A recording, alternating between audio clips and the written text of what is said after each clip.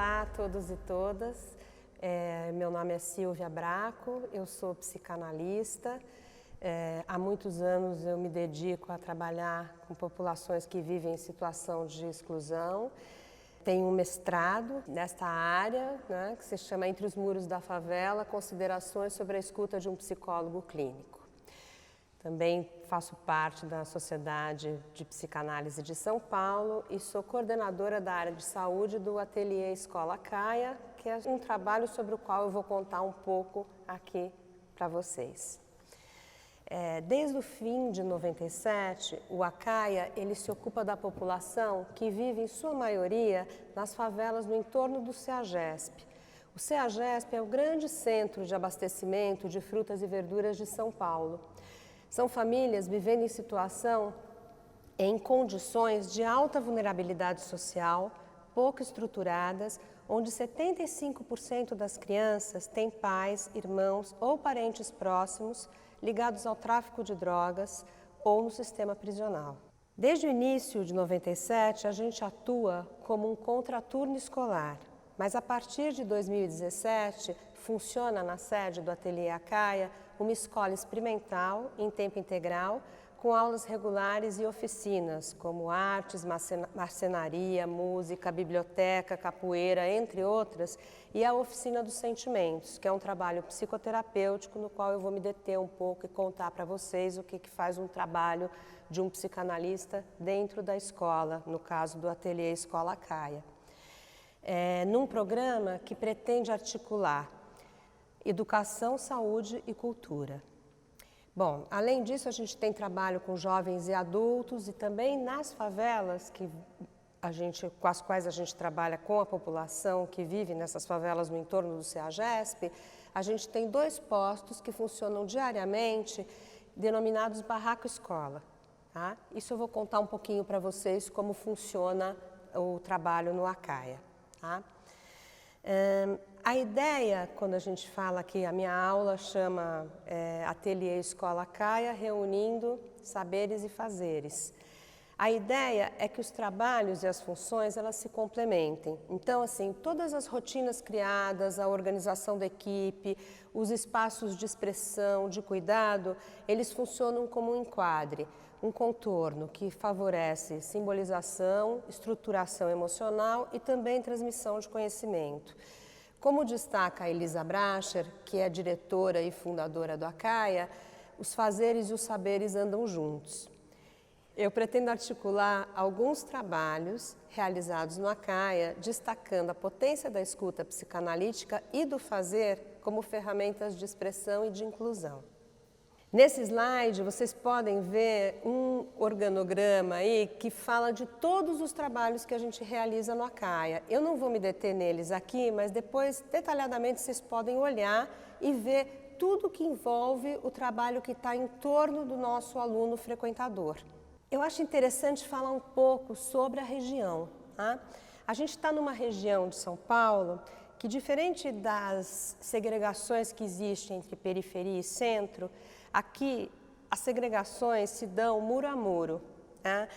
Nada te hostiliza de uma maneira tão evidente quanto você está colado a tudo que lhe é negado. Tá? E eu, na verdade, eu nunca sou visto como um sujeito, ao contrário, né? Eu sou visto como uma ameaça à segurança da vizinhança, eu sou um indesejável morador da favela. Nessa foto aérea, vocês podem observar a foto aérea da favela da Linha, que é uma das favelas com as quais a gente trabalha, exprimida entre os muros, né, de construções de alto padrão da região. É quase um espaço de resistência, né, porque essas populações normalmente elas são varridas, empurradas para a periferia da cidade. E tem algumas fotos aqui que mostram um pouco o ambiente, os locais de trabalho. Vocês podem seguir aqui e olhar essas fotos que eu estou falando. Nos últimos 25 anos, eu reflito sobre as contribuições que a psicanálise, a outras formas de expressão e cuidado, oferece para trabalhar com o tipo de sofrimento a que estão expostas pessoas que vivem em situação de exclusão. São muitos os relatos de violência, marcados por experiências de maus tratos, racismo, desamparo, desenraizamento, marcado por excessos de todos os tipos. A maior parte das ideias que eu apresento aqui, elas são reunidas de vários artigos e trabalhos desenvolvidos junto com Ana Cristina Sintra, psicanalista que, junto com a Elisa Bracher, dirige essa instituição. Fundaram e dirigem essa instituição. O trabalho diário com essas crianças, com esses jovens e com as famílias, ele sempre pediu tempo e paciência. E a tarefa de nos colocarmos como aprendizes dessa realidade social. Gonçalves Filho, retomando as ideias de Simone Weil, ele nos diz: a violência econômica, a pobreza, nos remete a uma violência política. Enfatiza que não há sofrimento proletário mais radical do que a humilhação, a matriz de todos, a perda social do direito à cidade, a impossibilidade de ser reconhecido como um igual. Ele diz: o impedimento da humanidade e não a humanidade é o que mete medo.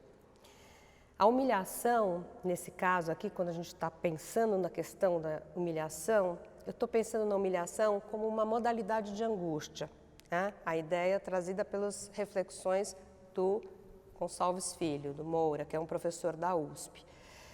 A humilhação ela é essencialmente desigual, não há reciprocidade. O sujeito é atacado em sua interioridade, experimentando vergonha de si mesmo. O humilhado ele é bloqueado por muitos lados, mas sobretudo por dentro, como um afeto pungente, desorganizador, que gera uma angústia que não pode ser nomeada. Nas palavras de Carmen Rodrigues, ela diz que quando trabalhamos em certos territórios das sociedades atuais, território onde as injustiças sociais nascem e crescem, não trabalhamos apenas com os problemas materiais próprios da pobreza e de seus impressionantes efeitos nos modos de existência, mas também com os efeitos subjetivos das desfiliações sociais, desse fenômeno que chamamos de exclusão, e que tem que ver com ficar de fora de uma ordem simbólica, em que se tramita e se dá trâmite à afiliação social. O abandono, o descaso, a exclusão, eles são destinos não humanos e provocam marcas profundas na subjetividade. Oferecer compreensão, nomeando esses ingredientes indigestos, gerados por humilhações cotidianas, pode gerar uma mudança de posição. O sujeito ele pode sair do lugar da dor, da vergonha, da angústia, da invisibilidade e resistir. Aí resistir aqui do latim, de manter-se em pé e ocupar um lugar de fala, ressignificar experiências traumáticas que marcam grande parte da história da população brasileira. No Brasil, a gente não tem uma política pública que não esteja pautada no enfrentamento, na guerra, na brutalidade. A gente precisa de uma outra coisa: prevenção, abertura para novas possibilidades, educação, aparatos de cultura que deem suporte para o sujeito. Para pensar todas essas questões, levando em conta esses elementos aí na minha escuta como psicanalista, eu me apoio em alguns autores para pensar essas questões, mas eu vou falar um pouco aqui da questão da escuta e da clínica extensa, né? Que foi uma teoria desenvolvida por um psicanalista brasileiro que já nos deixou, Fábio Herman. A ideia de clínica extensa, que é desenvolvida pelo Fábio Herman, contribuiu muito para esse debate.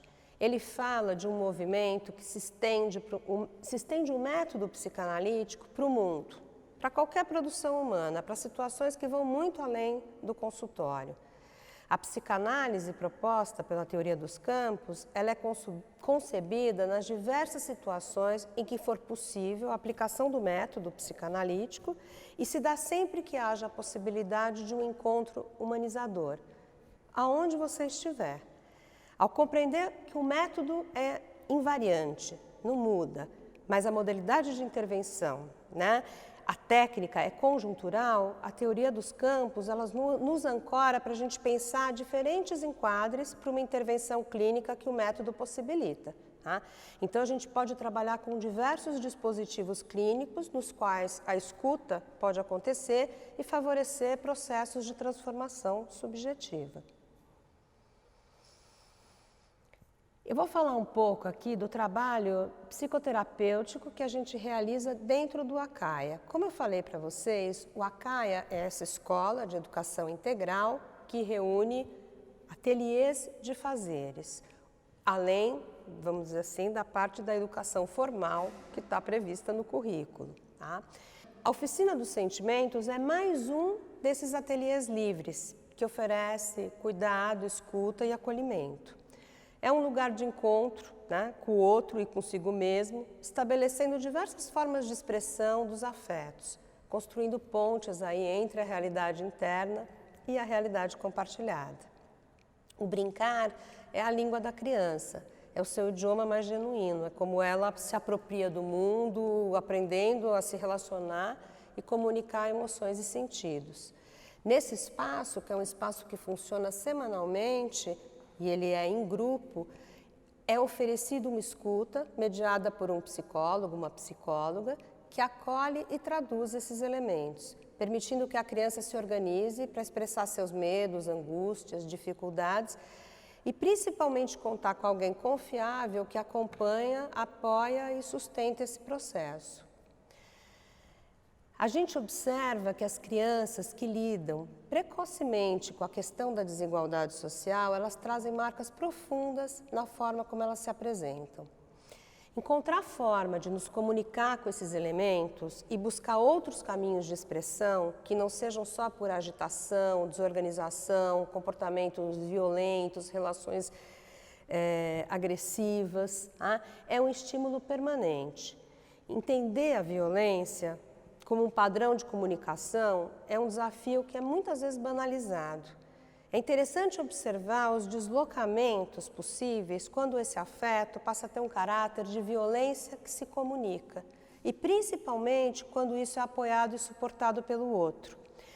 O ato, ele deixa de ser apenas ato, descarga, é um ato que comunica, ganha caráter simbólico e abre espaço para a palavra. Expressar simbolicamente como elas são atravessadas pela realidade em que vivem, num ambiente seguro, com referências claras e estáveis de cuidado, pode promover um tipo de metabolização e entrar num registro simbólico em que lápis, papel, madeira, tintas e a palavra se tornam ferramentas de expressão e produzem efeitos radicais na subjetividade, construindo alternativas de ocupar um lugar no mundo. A gente observa que nos diversos ateliês, vamos observando as construções que os fazeres permitem. Construir para fora tem o seu equivalente na construção interna. Fazeres que eles ocorrem certamente dentro de um ambiente físico e principalmente humano.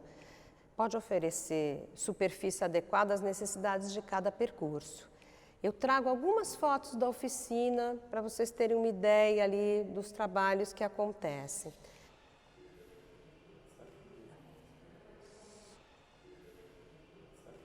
Eu vou dar um pequeno exemplo de uma criança que chega numa caia, ela teve uma semana difícil, ela viu a madrasta ser espancada pelo pai e ter que correr para o PS com a cabeça aberta. 2 dias depois, ela chega muito destruída na caia, ao presenciar seu pai sendo espancado pela polícia. Então, a brutalidade está presente na relação do pai com a madrasta, a brutalidade está presente na relação da polícia com o pai, tá?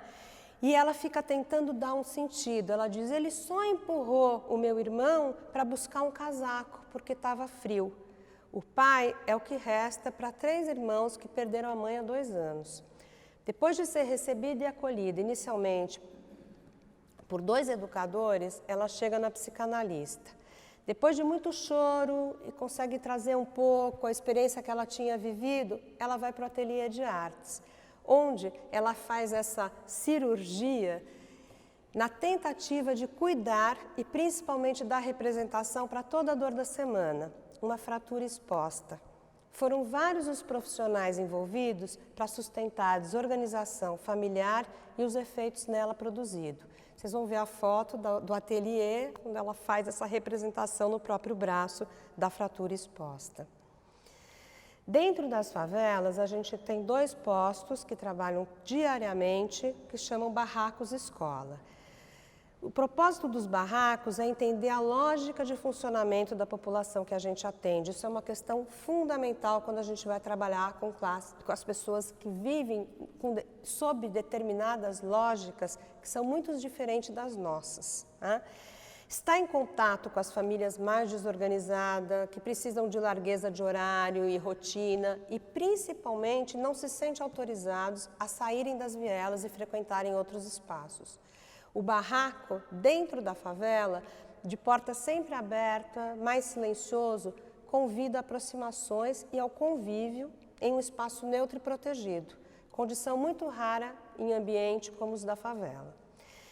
Mas de todas as funções que acontecem no barraco, a atividade mais importante, e é o pano de fundo, é o que está sempre presente, é um acolhimento, que propicia escuta e conversa. Eu tenho fotos aqui de situações que vivemos dentro do barraco, mutirão de limpeza, o barraco escola, sarau de leitura, né, dentro dos barracos. Os ateliês de fazeres. Nas palavras de Ana Cristina, diretora do Acaia, a ideia de integrar os ateliês na rotina escolar, ela não visa hierarquizar saberes de sala de aula e ateliês de fazeres. Essa estrutura curricular, ela é baseada no que a gente já fazia quando a gente não era escola. E os fazeres, eles não estão a reboque do ensino regular. Pensamos no processo, né? Tudo pode ser construção.